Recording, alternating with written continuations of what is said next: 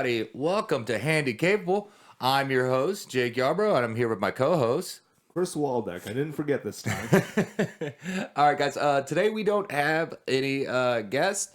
Basically, we've been pretty busy. Waldeck's been doing the World Series of Comedy. Woohoo, yeah. Yeah. How was that anyways? It went well. I didn't win, but I got good feedback from the judges, and the crowd seemed to like me, so, I'll take that. I mean, that's always a good thing there. So a win's a win.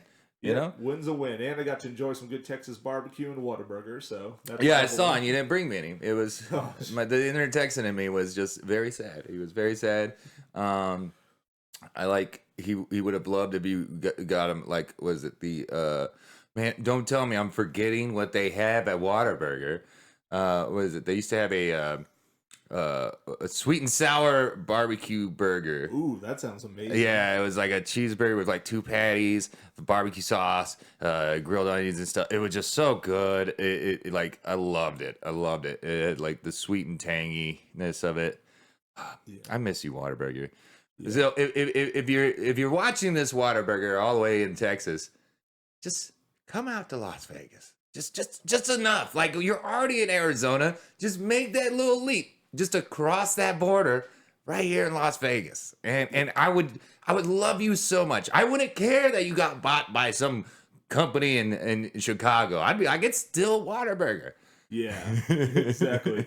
Honestly, like you can sell out whatever you want as long as you give me a honey butter chicken biscuit. I'll take it. Oh, dude, yeah. That and Bob's. You know what a Bob is? I actually don't know what a Bob is. Okay, so a Bob is a breakfast on a bun. Oh. Yeah. They got the sausage patty with cheese and egg on there, and they just put it in like a regular like hamburger bun, and it's amazing. It's so good. I could eat those all day, but they only serve them for breakfast. Oh, wow. So a lot of times I would show up after midnight because that's when they start breakfast, and I would order like 5 of those and just like eat 5 of them like in one sitting. It was just, I would gorge myself. Oh my god! I don't blame you. That sounds delicious. I mean, it's Whataburger. You can't really get better than that, you know. No, exactly. You can't. I don't care if you're one of those people who are like, but Jake, what about In-N-Out? You know what? Y'all know my feelings about it. It's Whataburger all the day. These colors run orange and white. All right, like yeah, Whataburger has better fries. Yeah. Anyways, so instead of interviewing a guest, we're just gonna go over some more stuff of that we've struggled through. And I told Waldeck, I was like, hey, you know what? We focused a lot on your autism and whatnot. Why don't you ask me some questions about my PTSD and stuff, and like some of the struggles I went through. Yeah.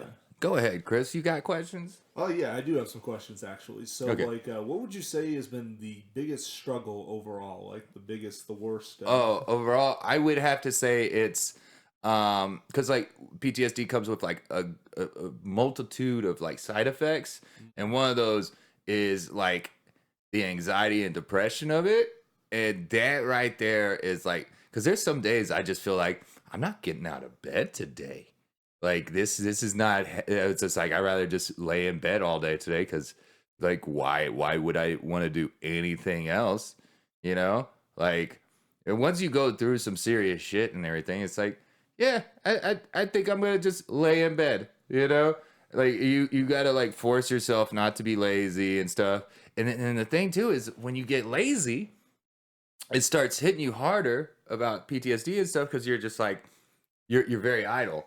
So then next thing you know, you'll try to get out of the rut. And a lot of times what I have to do is I have to force myself to do something, just anything, just get up, make me some food or something and everything. And then next thing you know, like if I just get outside of the house for just a little bit, you know, then I'm good to go. But if I complete something, that sense of accomplishment helps me out so much with getting over being like, oh, woe is me kind of thing. Because it's like a survivor's guilt thing almost, it feels like, you know, because you're just like, oh, woe is me. Why I went through this. And it's just like we were talking the first episode where it's like, yeah, you can't let that be a crutch though. Yeah.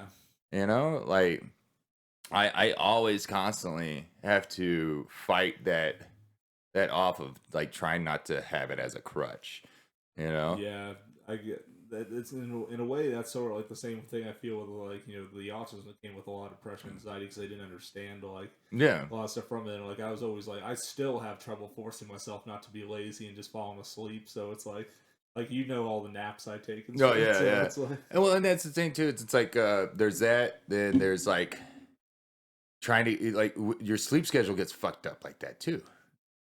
And like next thing you know, I'll be like, oh man, I need to fix my sleep schedule because now I'm sleeping during the day, but I'm up during the nighttime, like doing nothing, you know? Like, and I'm actually kind of glad I got the podcast to work on now because then, like, at least that way, if I finish something, I'm like, all right, sense of accomplishment.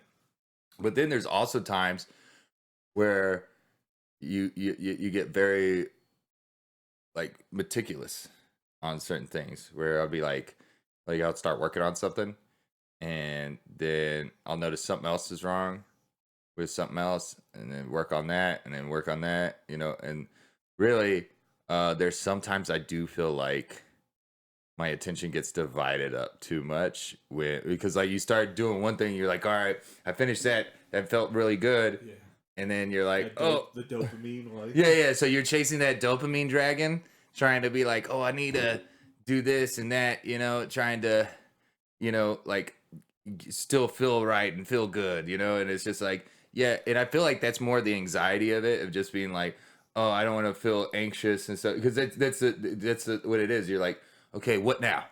What now? You know, like I yeah. finished that. What else? You know, because that's the worst part about it is the anxiety for me. You know, Oh yeah, um, anxiety is a bitch. It really is. yeah, and then but I do have to say, like, one of the worst things that I've had to go through is having like an episode. Like those Ooh. are the worst. Like I recently had one uh, where there was someone who was another comic that doesn't even know that he triggered me. You know, I didn't even talk to him about it or anything. Because at the same time, it's like, you know what? I get where he was trying to come from and everything. You know, but how he worded it and everything was just like it just caught me off guard to where I got super mad to the point where I was outside leaning up against my buddy's car that was giving me a ride home, and my hands were shaking. I was like breathing, like there was Josh Linhauer came out and saw how it was, and even was like, "Yo, I've never seen you like this." And it's like, yeah, I don't like people knowing this is like what happens, because it's not like I get angry and upset to where I'm like, I'm gonna do something. No, it's like I really feel like my body is shutting down from wanting to deal with everything, you know? Yeah. And you know, you're just, like I spent a whole day just in my room. Like I have a little app from the VA that goes through a bunch of stuff that like it's like, hey, this is some things you can do to help you out with your PTSD and stuff. I'm just doing like meditation exercises and stuff, breathing exercises, Oh just yeah. anything to keep me calm. Cause like everything was just pissing me off. Like the next day, like I love my cat Bruce Wayne. He was pissing me off. You know, it's like I would murder somebody if they came after Bruce Wayne, and that little shit was pissing me off that next day. You know what I mean? Like it was just like it was just like I can't do it. I can't do it. You know, because it's hard. It's one of those things where it's like people will be like, oh, you just gotta calm down. You just gotta calm down, and it's Yeah. like No, it's never that easy. it's like, what the fuck do you think I'm trying to do? yeah. Like, I'm trying to calm down. Yeah. I'm having problems with that. Like, it's one of those things where it's like, yeah, it's dealing with the feeling and the emotion that you're not used to, you know, and like I literally physically feel it. Like my whole back gets very like just stiff, and I get like sweaty on my back and everything. My hands start shaking, palms are sweating. No, now I'm about to go to a rap. But like my hands would be shaking, my back's all stiff, and like Better than Soldier Boy. yeah, I just know that there is nothing that I can like do to really get people to understand that it's like, no, I'm needing like a whole day now because of that. You know, I really feel like it sets me back a lot whenever doing that. And a lot of times it's just like, okay, I gotta just get away. First off, if you ever have that feeling of stuff, it's the best thing to do is get away from the whatever situation is making you feel that way. Like I get it. There's sometimes it's like you don't have control over anything and stuff. But if you're in a situation where it makes you feel to the point of like utter disgust, fucking just aggravated, where you've never really even seen yourself like that. It's just like get yourself out of that situation. Like you can always just walk away and come back and deal with it later. You know, there's no need to go through that mental torture. You know, because that's all you're doing at that point. And there's a lot of vets out there that I know that go through it and they just suck it up because they're like, oh, this is normal. This is just something that we all see as normal. And then it took me explaining it to my friends about how I was feeling during certain times where they go, bro, that's not normal. Talk to my psychiatrist about it. They're like, that's not normal. You are literally normalizing your illness and being like, yeah, everybody goes through this. And they're like, no, not everybody goes through this. And you got to realize that at one point you go, oh, okay. It does give me like a wave of relief sometimes where I'm like, oh, okay, this isn't normal. This is okay. Because there was a time where like whenever I run out of my anxiety meds because I forget to like re-up them, Oh you know, Jesus. like I have to spend like a week. Like, because if I run out and, let's say I lapse for like 4 or 5 days without my pills, waiting for the next, thing of anxiety pills, I have to spend a week getting used to the feeling of not having anxiety because not having anxiety would make me feel anxiety because I'm like, why am I not feeling a certain way and everything? And then you got to eventually tell yourself, oh, wait, this is what it's like to be normal. Like you're like, oh, God damn, that sounds rough, man. and it is rough. It is rough. It's rough to go through and stuff. And I try not to have it affect others. I think that's also another thing is a lot of times veterans don't want to like really try to express themselves about it because they're like, oh, I don't want to make this person feel bad because they don't realize what I have to go through, you know? Because it's nerve wracking. It's nerve wracking. I have, like, I'm not gonna lie, it's gotten me to the point to where if I start talking about it, I'll start crying out of nowhere. Out of nowhere, I would just start crying, and it's just like, and they're like, "Are you crying because you're sad, or are you crying because you're mad? Like, what's the deal?" It's like, I don't know. I'm just feeling emotions. It really feels like like it's like you went overseas and didn't, and they teach you just have no emotion, and then you come back and it's like, oh yeah, emotions are a part of being human. You know what I mean? So, and you don't know how to handle said emotions. You know what I mean? Yeah. So then on top of that, it's like, oh hey, remember that shit you did over there? Guess what? Money making Ponzi scheme. Oh, so it's like, why was I there in the first place? That's the question that goes through my mind constantly when it comes to my PTSD. Whenever it comes up, like, why was I even over there? You know? And when that thought goes through my head, that's what fucks me up the most. Because I didn't do Afghanistan. I did Iraq twice. What weapons of mass destruction did we find? None. Why we were there? I could tell you exactly. We had a ton of contractors over there that were doing people's jobs that we already do in the military. Like I signed up to be communications. I didn't get to do my communication job until my second deployment, and even then, my hands were tied during certain things because it had to go through a contractor because they have the contract agreement. So Oh, we're that's not crazy. yeah, so we're not allowed to touch it, even though I know how to fix it and I'm trained on it, and I get paid so much less. You know, Yeah. like it's like, dude, there was like one dude. who's like getting 40,000 a fucking month Jesus Christ, that's like as a contractor. that's like some stock trading money right there. Yeah, and the thing is, it's like I could do his job. I could do his communications job. In fact, I was better than him at it.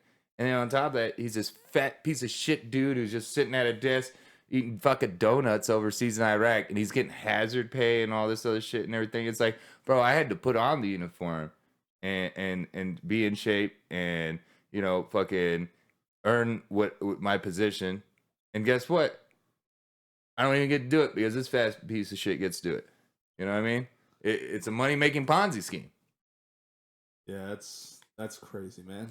Well, that's how war is. Like when it's when you're looking at things in a different point of view, you start realizing certain things where you're like, oh shit, this is why we're really here. So like, there's a lot of times you feel like the wool has been pulled over your eyes. You know what I mean? Yeah.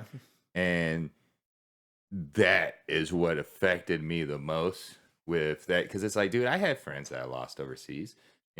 Like we did detaining ops, but I had other friends in the military elsewhere that I lost. And then you're like, you start realizing, you're just like, why did I have to lose my friends there? So when that comic brought up, the one thing he brought up, he was talking about like, well, if it's their time to go, it's their time to go. It's all part of God's plan. But then it's like, all right, first off, the dude you're talking about, he was young. He was fucking smart. He was hilarious. There's no reason he should have passed away. He lost his life at a young age. It was too young. Yeah, it was. And then it's like, also, if you're saying that, you're trying to say like, oh, was it part of God's plan that my friends that were overseas fucking lost their lives? Yeah, It's that's the thing with PTSD. It's not like, oh, it's one big thing that sets you off. It's one little thing that starts rolling and snowballing down the hill until you just fucking lose it, and then you go off on somebody. That's why you either go off on somebody or you go off on yourself. That's why suicide rates are so high with veterans. It's because you have something in. It's a constant battle of trying to stop that snowball. For sure. Because once you start spiraling out of control, that's it. And it's hard to stop at that point. That's why I said it was like the best thing to do is just get out of this current situation. Yeah, that's exactly what I would have done. Yeah, because if you don't, then it's just gonna eat at you. Like, I remember I didn't even say anything to anybody. I just walked off and went outside, and my buddy Mark S. Johnson, God bless your soul, man. He knew right away. He was like, "Oh, thumbs up," because I got, I'm usually talkative. I'm pretty loud and everything. I went dead quiet, and it was just like, whoop, and I just walked outside, and he came out shortly after and saw me and was just like, "Hey, man, I'll give you a ride home.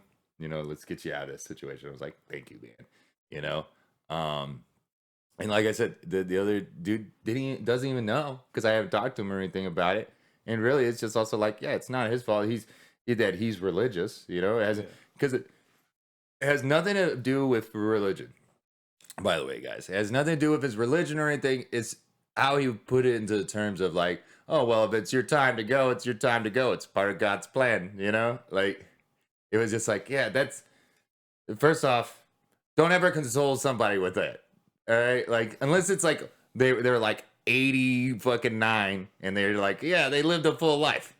Saying it when it's so young just makes you look like an asshole. You know what I mean? Like, that's just me, But no, dude, that speech right there deserved a Peabody. Speech right there's a Peabody. Oh my god! I don't even know if I pronounced that correctly, but you get the idea. Yeah, I get the idea. But no, seriously, that's that's really like that's really deep, and like that's like it really like because me I've got mild PTSD. Like it's not Yeah, nowhere close to what you had to go through and yeah, stuff. But it's I can understand that, like, yeah, sometimes in like those situations, the best thing you can do is just like just leave the situation and just like yeah. cool down. And I think you did the right thing. Well, Honestly, I think you did the right thing. because there's too many people that stick around. Sorry about that, guys. Let me go ahead and turn that down. Yeah, so sorry about that. My phone went off for a second. But yeah, no, that's the thing is it's like it doesn't. There's too many people that stick around in those incidences trying to be like, oh well, I'm gonna try to talk this out, and it's like, no, that's part of the snowball, like, oh, this isn't that big of a deal. I could talk this out, and then it becomes a big deal real fast. Yeah. And then you fucking lose it and you start having that. Um, so because like that's when you start having where your mind plays games on you, because once you start snowballing out of control and stuff, like because the only other times that like I would really get to the way I did here and there is like flashbacks here and there, which that's a whole different thing. Oh. Yeah, like flashbacks for me are like there's only certain instances that they'll trigger it.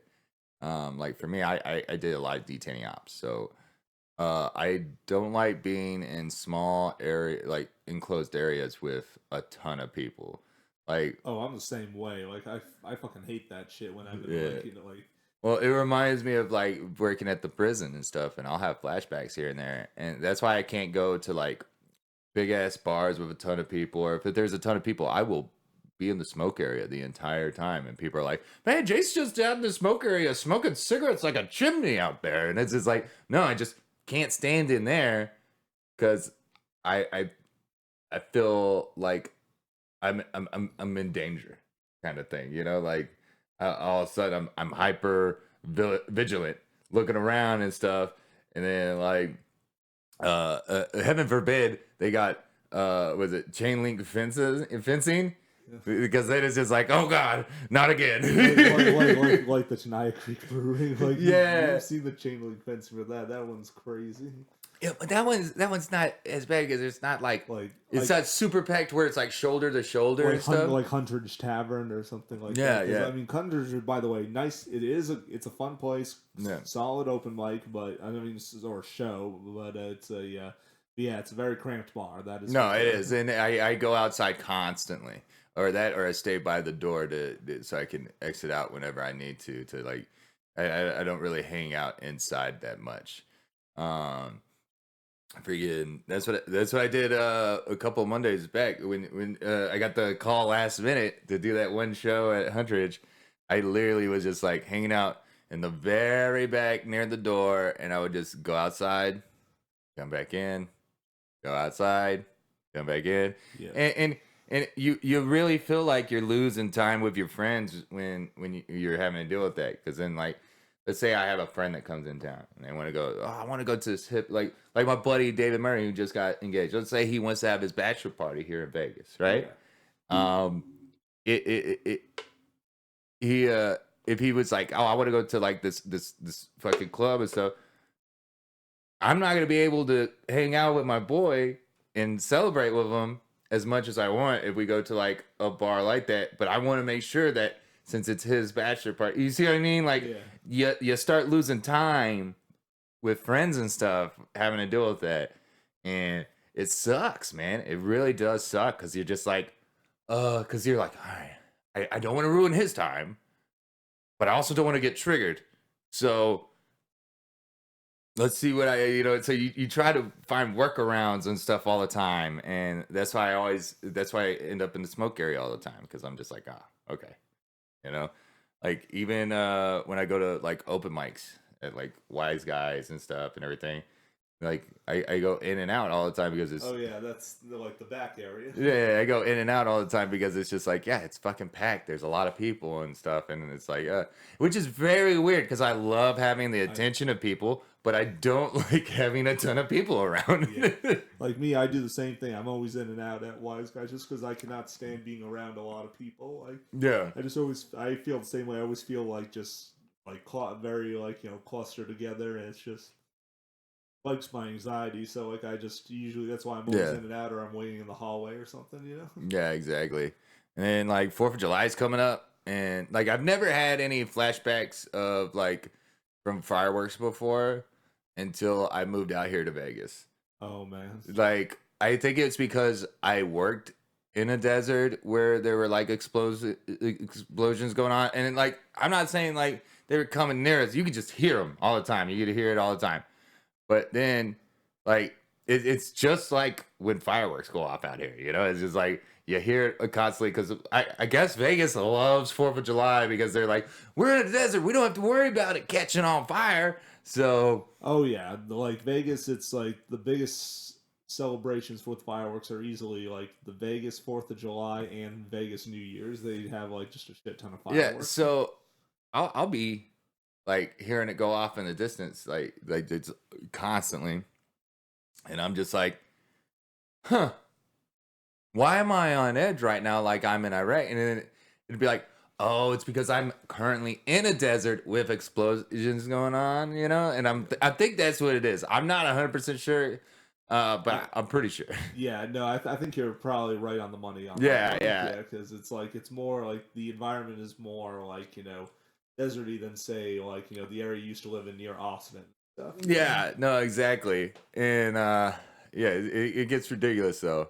Um but yeah, I don't know, man. Like other than that, fireworks used to never trigger me. I used to shoot fireworks at my cousin, you know, the white trash fucking Roman candle fights, you know, like and then now it's like what was that? Huh? Like, was that explosion in the background? Why am I thinking I'm in Iraq? Because that's the thing is, I hate having the feeling of like I'm in Iraq. It's just bad. It's just a bad feeling to me, and it makes me very anxious and like your mind starts racing, and then you feel like a crazed madman at the time, and you got to tell yourself like, no, you're home, you're safe, you know. So it just gets ridiculous. And a lot of times, like I said, there's like just different meditation stuff you could do, breathing techniques to help you out. I use the Calm app. That's the one I use. Oh yeah. I had a choice between Calm or Headspace. I picked Calm. The VA has one. That's awesome. They have one Yeah. that they provide you for you guys. Yeah. It's literally just VA on the app. It just says VA. And like if I have problems or anything, I just go to it. And there's like a whole like mental health thing. Like I take like weekly evaluations, and it like tracks like where if I'm doing good or bad. Because I'm gonna tell you right now, that's it's hard to realize if you're doing good or bad. Because sometimes you think you're doing good, and really, like I'll do the app thing where they do like a quick exam of just like, hey, how you feeling? Do you feel like this and that? And you'll be answering it correctly and everything. And then next thing you know, it's like, oh no, you're in the red. And you're like, what? I feel amazing. And really, it's just like, no. We can tell that like you think you are, but you're on the cusp of like losing it here shortly. You know what I mean? Yeah. Execute Order 66. Exactly. So we're just one day away from being Anakin. Yeah. Hide your kids. Hide your kids. Oh man. But oh yeah. So I think that's enough on that. We're gonna move on to our story of the day that we are going to be talking about. I did pull up an article on the computer mainly because it's been in the news. It's been in the news all week. People have been making memes. Might as well talk about it. Yep. The submarine that went to go see the Titanic. It finally got found. Bad news is everyone died. It's imploded completely. Yeah. Which, like, so the controller survived. They showed an image. The Yeah. controller is still alive. which was it that a Logitech? Yeah, a Logitech controller was found at the bottom of the sea, completely intact. The controller survived. Yeah, I mean, Logitech. We use a Logitech webcam to film this, and it's very. They make some very durable equipment. I don't think it should be controlling a submarine though. Yeah. You know? I wouldn't even trust it to control a submarine in a video game. Like, I honestly wouldn't. My favorite thing is like how the people are like, oh, y'all shouldn't be making jokes about this, blah blah blah. But I'm also like, do you not see the irony in a bunch of rich white people wanting to go see the Titanic only to pay for the full Titanic experience? You know? Who would have thought that a CEO by the name of Stockton Rush would have moved too quickly through something? All right. Oh my god, that's funny. I didn't even know his name was that. Yeah, Stockton Rush. Oh god. That's so horrible. It's so good. Like this is when, as a comedian, you're just like, so life just handed us this golden apple. I guess I'm gonna get to talk about it now. Yeah. One of my favorite things is, so do you know about the Titanic conspiracy theory?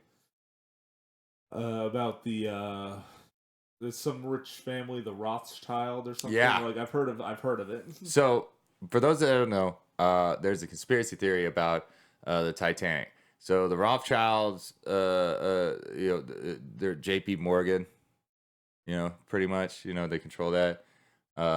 They wanted to do a centralized banking, and that became the Federal Reserve Bank.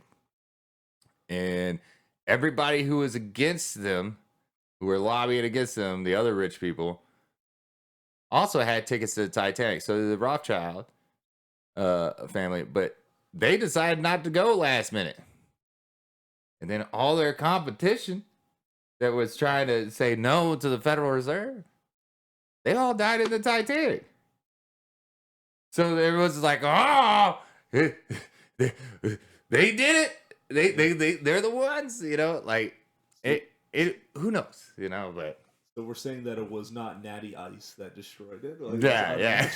It was unnatural. It was unnatural. Well, everyone's like, well, it was the captain of the Titanic, because like he had like a lot of. Didn't he go down with it though? Yeah, no, he went down with it, but at the same time, so he was an experienced captain, and they already had like a path that was supposed to be like a safe path. And he decided, like, have you ever seen the Futurama skit about this? No, I haven't. So, Zach Bradigan, he is in control of the space Titanic, pretty much. And he goes, it shows like the safe passage like this, and it shows a bunch of meteors. He goes, all right, we're going to do this. And he goes around to like all these meteors and stuff like for the new path. And he's like, that's what we're going to do. That's actually what the captain did. Yeah. Was he was like, we're going to see what this baby could do. And they were like, hey, there's icebergs there. And he goes, no, we're going to go around them and stuff. Like, see what it. And then he crashed into an iceberg after that. Like, oh my God. Yeah. So there were some people be like, oh, the captain was in on it, and it's like, yeah, but he also died. So it's a little like, eh. Yeah, it's like he went down with his fucking ship. Yeah, that's why it's a conspiracy theory and not like, hey, this happened. Mm-hmm. But at the same time, so now because of the submarine thing, there's a new theory out there that it was the Jewish community that took out the submarine. Like, don't you love anti-Semitism? just like they say that, like, they can like, they like, there's always a thing that say the Jews control, like, Hollywood and like the media, and they control what's successful or not. Where I'm like, if that were fucking true, why is the Flash eating shit right now at the box office? Like, why are so many Hollywood movies eating shit right now? It's because they don't fucking control it. If they did, the Flash wouldn't be eating shit right now. Yeah, dude. Here's the thing: is one of my favorite things. It's like, so they're trying to say it's because they're trying to cover up that the Rothschilds family took out the Titanic. But it's also like we've already sent submarines down there and like looked at the Titanic and stuff. This was just a bunch of rich people who paid for it. You know, so they're also like, oh, they're trying to cover it up, and it's like, no, we've already inspected all of this in other submarines. This was just a bunch of rich white people that just wanted to go do it, and clearly one of them. Two of the people that backed out actually said that they just chickened out. Like they said they sounded too nervous. You know, the CEO said it was virtually unsinkable. Basically, that's how the CEO had described it. I don't ever listen to CEOs where they go like, my product is virtually just the best in the world. Okay, and this is why I don't like Trump. this guy died by his own invention. His own invention killed him. Like I can just imagine like the last text message before just before it's like quickly up like a soda can, just like He's like, but this thing's cannot sing. I don't like it when anybody already says like, oh, this is like the best. It does everything. Like, because then I'm already like, you're a snake oil salesman and you're trying to sell me something, you know, like, and that's what he did. He sold it to a bunch of rich people and it imploded. Yeah, you know, and his son, like the son, the 19-year-old one, that's the most tragic one because he didn't even want to go. He was just going on because he was like, wanted to celebrate his Father's Day with his dad. He said, "Oh, it'll be nice. I just go on there." But his son, he was scared shitless, and rightfully fucking so. Yeah, rightly so. Yeah, it's like you just rode a 7-Up can basically into the middle of the. Well, no, a Mountain Dew can because that's what people are coked on when they're playing video games. So it was a Mountain Dew can basically that would being controlled with a Logitech controller. Yeah, with the small porta potty in the back with a curtain covering it. This whole thing sounds like something you see on Ed, and Eddie. Like it sounds like an Ed, and Eddie attempt at at a business. That's literally what this thing sounds like. It's one of those things where you're just like, I hate that it happened. Yeah. But it's also like, as a comic, just being like, really? Really? Like, no one thought this might happen? They have emails between him and another guy saying, like, I think you're risking it too much. The guy's like, oh, people are always like, telling all kinds of are always trying to keep small operations from trying to keep us out of going in. It's like no, it's because it's it's fucking safety concerns. It's like oh my god, that's so hilarious. It's like they were warned so many different times. Oh god. The CEO, one guy was personally emailing the CEO telling him that in 2018 that he thought that was a stupid idea, and the guy still spent the years getting it aboard just to do this. Yeah. So yeah, this I guess the moral of the story from this news article is if someone says something is unsinkable, it's gonna be sunk. yeah, pretty much that's exactly it. No, isn't that what submarines do? They sink underneath the water. Submarines literally sink under the fucking. It's like, how can it be unsinkable? It literally, that's its job. Its job is to fucking sink. But I digress. So usually we do your gambling corner. Do you know any of the sports games that are coming up? Do I know any of the sports games? I've got one long-term bet, and that is on the San Antonio Spurs to win the championship because you have no games this week because baseball puts me asleep. So I'll just I'll go gamble on it eventually. But I'm predicting San Antonio Spurs to win the championship. Just after they got that one recruit guy. Wembley. Yeah, that's man. I've been loving it because me and my brother are big basketball fans and soccer fans, and when it comes to basketball, we've just been like, well, we're in a rebuilding phase. We've been in a rebuilding phase for a long time.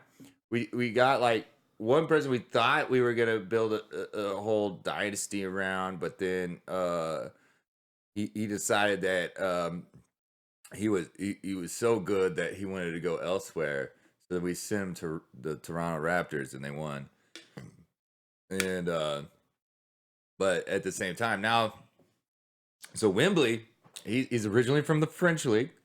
He and which is ran by Tony Parker. Tony Parker is The player from the Spurs who retired. Isn't that the guy who was dating or Yeah. was married to Eva Yeah. Longoria? Yes, exactly. Lucky bastard. So he already told Popovich, like, hey, there's this cat next to LeBron James. In fact, he's gonna do better. And everybody was seeing this dude, like, where they were like, dude, he's the number 1 pick. And like last year's basketball was all about like tanking for Wembley. Yeah. Everyone was just like, do we go for the championship because we have a chance because there's a ton of people that are tanking? Or do we try to out tank everybody and lose for Wembley? Yeah, exactly. So we tanked for Wembley, and like I have to say, like, I was very proud of Pop, because he had to suck up his pride and be like, you know what, we'll tank for Wembley, because he's usually like, no, we win. And we always build up, blah blah. And that's just strategy there. That was just one of those things where it's like, yeah, we needed, because we have a lot of basic, like building blocks for a team, and we just needed that one solid piece. It's like when you're playing Tetris and everything's lining up, and you're just missing that one straight line. Yeah. And then you finally get it. Like that was us with Wembley. That's why everybody lost their shit. They're like, yeah, they're in San Antonio. I loved it. We want Wembley. Oh my god, it's so hilarious, man. So I do know there's still soccer going on. Oh yeah, shoot! I have not been covering soccer. I don't know why. I've never been like in fact into soccer games. Right now, who's playing? Because there's actually a Las Vegas soccer team called the Las Vegas Lights. Oh shit! I totally forgot about those. And they're playing Louisville City FC. Well, of course, I'm putting it on Vegas. Well, yeah. I'm a little bit biased, Let's see. Right now, Louisville City, they've already shot 5. They have had 1 on target. Las Vegas Lights only shot 3. Ooh, man. Louisville has a 68% possession percentage. All right, I changed my mind. Let me put it to this: when it comes to gambling, yes, I will change teams every time. That's right, Evan Connolly. I will. If you're watching this, every single, yes, I do switch teams, and you know why? Because if you want to win in gambling, you have to do that if you want to actually win. Ooh, I know what I'm doing later on today after the podcast. I'm gonna watch the San Antonio FC play against Sacramento. Oh shit! Yeah. And look. You know what? I'll let you guess who you think's gonna win first. Who do you think? Honestly, just because San Antonio, just because they got Wembley, I think his spirit will echo into the soccer team. They'll be so motivated. The San Antonio Spurs are also like the owners of San Antonio FC. Yeah. So that's why I'm also like, yeah, probably. And not only that, but they're also still currently the champions of their league. So yeah. So I think they're gonna win. Yeah, I'm pretty sure they're gonna. win. Yeah. I'm gonna watch that game. Or try to. I'm gonna have to find like a bootleg league. I think they will harness the existential spirit of Wembley and use that to play in the game. I'm gonna have like those, when the Catholics they have those prayer candles and stuff. Yeah. I'm gonna get some for the Spurs and Wembley and the San Antonio FC. Anytime there's a game, I'm just gonna have them lit. We could just have them here and be like, oh, it's game day. All right, guys. We're having the podcast. I got my candles lit. Woo. Yeah, you're gonna be like in the water boy, like, get him the special water. Yeah, get him the special water. Yeah. Oh my god. So, but yeah. Other than that, I'm not doing a TV show this week on my review. What I'm gonna do is I'm gonna do the movie. Feast, yes. Everybody. All right. I love that fucking movie. I love it. It's terrible, but it's so fun. Like, this one is gonna get like a high score for the wrong reasons. All right. Like, first off, it starts off with a it's a bar in the middle of bumfuck nowhere, right? and like most Vegas stories. and so you remember what was that one movie where it had like the angels and stuff, and there was like one that was like Legion. Yeah, And Dennis Quaid was one of the characters in there because he needed a paycheck. So yeah. So it's pretty much like set in like a similar kind of bar diner thing, and my favorite thing is like the monsters themselves are hilarious. But fucking, they start off by doing this like, oh, she's the bad bitch, or he's the outlaw and stuff, like introducing characters before the monsters even attack in this movie. And then this guy comes in and closes the door with his girl, and he's labeled as the hero. Spoiler alert coming. Yeah, spoiler alert incoming, guys. So, but I'm gonna tell you right now, it is a pretty good spoiler. Basically, the hero dies right away. He fucking gets pulled through a window, and they eat his ass. The monsters eat his ass. Like, because at first he comes in, he's just like, "Yo, y'all don't need to be leaving here. It's dangerous out there." Blah blah blah, and no one's believing him. And then he gets dragged the fuck out, and so then the real hero of the movie is hopefully does better than the last hero. Right? It's the girl that he's with, the heroist or whatever, the heroine. Yeah. Heroin? Is that what it is? Yep, heroin. Okay. All right. Just want to make sure, because now I'm thinking drugs. I'm thinking about all of Antonio's sets now for some reason. I was gonna bring that up and be like, man, sounds like we have Antonio here. But yeah, no. So she becomes pretty much the hero of the movie afterwards, and it's crazy because these creatures, they just kill, eat, fornicate, and then they immediately become like, and they give birth like that, like the population of Montana. Yeah. Pretty much. Sorry, Montana. Sorry, Montana. Ohio. now we pissed off Ohio and fucking Montana. Fuck, we're gonna get canceled. But yeah, so oh no, someone will turn off their someone will turn off with their Comcast or something, like, so Comcast can afford to lose them. Dude, okay, so and then one of my favorite things is I feel like there's more people who died in that movie because of like, what do you call it? A friendly fire. Oh yeah. Like, there's so much friendly fire in that movie. Like, it happens in the sequels too. Like, man. friendly fire takes most of them. I haven't seen the second or third one yet. But second one is even worse. In fact, it's actually kind of worse in the wrong reasons. But they made a big comeback with part 3, and part 3 has one of the best endings you will see for a film that is so epically bad.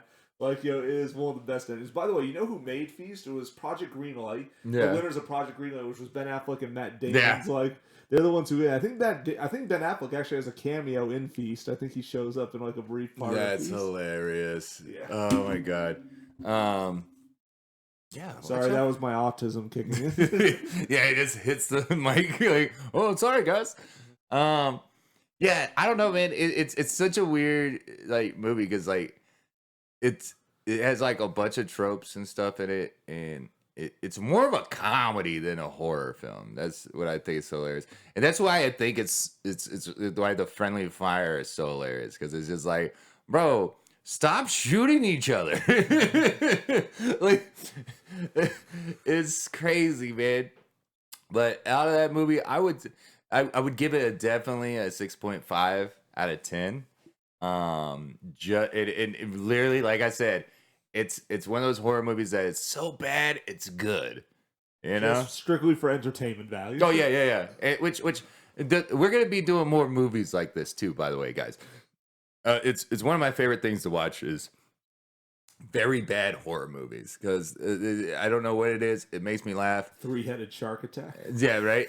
Anything with Bruce Campbell. Oh, if Bruce Campbell's in it, I'm gonna watch it. Like, it's gonna be amazing. Evil Dead 2, Army of Darkness, Bubba Hotep. He's done the. He was in the movie called The Intruder, which was like Actually, they showed his face like in big thing on the title, and he Yeah. literally shows up at the end for a brief second as a cop to arrest someone. And like he was featured as the big guy on like the title, and he's literally not in the film for Not even. less than a minute. Less than a minute Yeah. is he in the film. I don't know what it is, but if the movie has Bruce Campbell in it, I'm just like, it's gonna be a good movie. It's gonna Or be a real Maniac Cop, or right. I think the only like movie that he's the only two movies I think that he's ever done, because he actually is in one movie called My Name Is Bruce Campbell. Yeah, My Name Is Bruce. Yeah, My Name Is Bruce, which that was is literally just a movie about him being in a horror movie. Yeah. But And he was on Burn Notice. Yeah. Like shout out Miami, going back to my old former. yeah, Burn Notice is actually a good show too. Yeah, that's probably his best role, you know. Besides Ash from Evil Dead. I think the only two movies he's ever been in that I think was just like oh man, those movies weren't good. And it has nothing to do with Bruce, because he's just doing cameos at those two movies. Oh yeah, he was a cameo in Congo too, the one about the crazy gorillas. Oh yeah. Yeah, that's pretty much how he's made his career. Like, you know, Oh yeah, cameos. Yeah. and Spider-Man, the cameos he made. That's actually one of them is Spider-Man 3. That's, and 1 and 2. Like, well, no, I'm saying Spider-Man 3 was one of the bad movies that he was a part of. Oh yeah. Yeah. And then and I know I'm gonna probably catch some flack from some people like, what's wrong with Spider-Man 3? Blah blah. Tobey Maguire did great. And I'm like, yeah, it wasn't him, it was Venom. They did him so poorly. I was so mad about that. And then the other movie he was a part of that was kind of a flop was was it the Doctor Strange Multiverse of Madness or whatever? Multiverse of Madness. It was not as good as the first Doctor Strange. No, not at all. And like there was, It was slow. Not only was it slow, but it was like you could have solved this issue in the beginning of the movie very easily. Oh, there's a multiverse of things and blah blah. I gotta steal her powers so I can go to this universe and be a mother to the kids. It's like, why don't you find a multiverse that there's one that's died, like you have already died, but your kids are still alive? Because in the multiverse theory, there's a universe like that. Yeah. And it's just like, oh, that kind of just solves itself. Coincidentally, also directed by Sam Raimi, who made Spider-Man 3. Yeah, that's why he did the cameo. Yeah. So if you don't know this or not, so Sam Raimi, his brother is the so the old Hercules TV show. Yeah. His brother is the sidekick. Yep, Ted Raimi. Yeah, and if you watch the series, you'll see Bruce Campbell. He plays a character that's a reoccurring character throughout the series here and there. Because those three were like cool since like college. Yeah. And they did a lot of work together. That's why, you know, he did Evil Dead and shit, you know? Like, because he got into it because Sam Raimi was directing, you know? Yeah, for sure. But yeah, like I said, we're going to do some more movies like that. I might even just do some reviews of some of my best Bruce Campbell movies. I might just do that, you know, like a little montage of just like, here's everything I love about Bruce. Because like I've even read his book. He's got there's a movie called Actually, okay, and he was supposed to be a part of that movie, and he writes a book about not being part of that movie and like everything that happened. And it is an absolutely hilarious read. Absolutely hilarious. And I believe the book's called Making Love the Bruce Campbell Way. Oh, Jesus Christ. It's just like so ridiculous. It's one of those ones where you're just like, this can't be a true story. And I haven't looked into it or anything. I just remember reading the book and being like, this is ridiculous. Like, there's no way. No way. But you know what? I spent money on it. It was a good book. So, we'll see. Because he's always been like a B-rated movie actor. Yeah, he pretty much is. Yeah, and that was supposed to be his like jump up to like A-list movie actor was Actually, apparently. Oh, and so he writes a book about not becoming an A-list actor because of like a producer in this movie. So it's such a good read. I want to read it now. Honestly, I Oh, want yeah. to read it after what you just described. Yeah, I always love the inner Hollywood dirt stuff. Oh yeah, it's all chisme. I love it. It's so good. If you don't know what chisme is, it's drama, aka tea. Oh man. So, but yeah. So like I said, we'll do something like that here soon. All right, guys. So we're gonna be wrapping this up. Real quick. Do you have anything you need to plug? Yes. I'll be at Las Vegas Live at Planet Hollywood on Tuesdays, and I'll be on a Thursday. I'll be at Jimmy Kimmel's Comedy Club for Lindsay Glazer at 9:30 p.m. on June 29th, I believe, is the date. I sure as fuck hope so, because if not, just go on the website at Jimmy Kimmel's Comedy Club, and you can find the dates for the shows.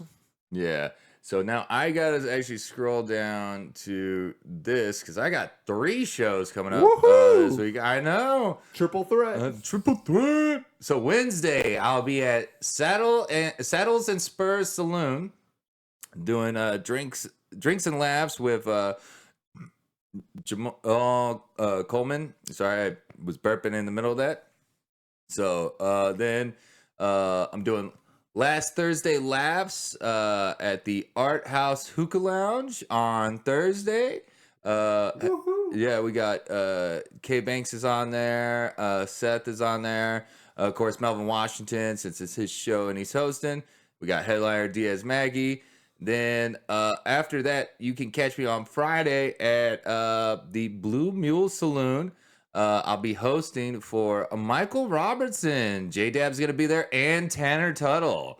So that's going to be a good one. So, yeah, those shows are all posted up on my social media. You can check my social media out at Jake is Funny on Facebook or, on, what is it, Instagram? Yep, Facebook and Instagram. Yeah.